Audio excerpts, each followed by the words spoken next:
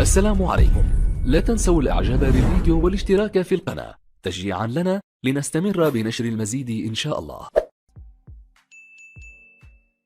تنطلق الجولة الأخيرة من دور المجموعات في مونديال 2022 مساء الثلاثاء، حيث يقام لقاء المجموعة الأولى الإكوادور والسنغال وهولندا وقطر في نفس التوقيت، ورغم أن ذلك يسبب إرباكاً للمشاهد إلا أنه خطوة ضروري لمنع المؤامرات، وستقام مباراتي كلا مجموعة فاصلة في وقت واحد على ملعبين مختلفين، وذلك من مبدأ العدالة ومساواة الفرص الذي يتبعه الاتحاد الدولي لكرة القدم فيفا. ما سبب إقامة المباراتين بنفس التوقيت؟ السبب يعود إلى مونديال 1982 في إسبانيا، وقتها كانت مباريات الجولة الأخيرة تقام في أوقات متفاوتة، لذلك استطاعت الجارتان المانيا والنمسا حياة مؤامر وإتمام اتفاق خاص لإخراج الجزائر من البطولة وضمان تأهلهما معا للأدوار الإقصائية. وبسبب إقامة مباراة الجزائر وتشيلي قبل يوم كامل وبمعرفة النتيجة للجزائر،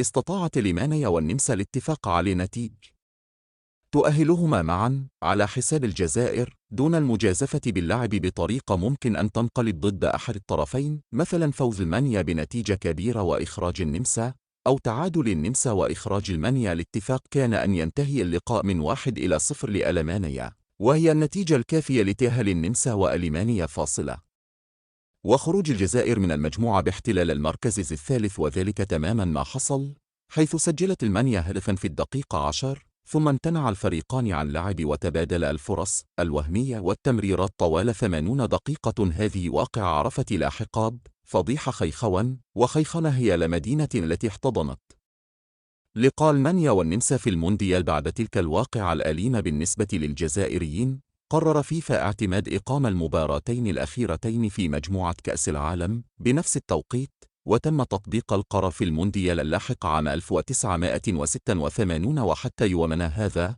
تقام مباراتي المجموعة في توقيت واحد لمنع فضيحة مشابهة تظلم منتخبا معين أو تضرب اتفاقا شريرا.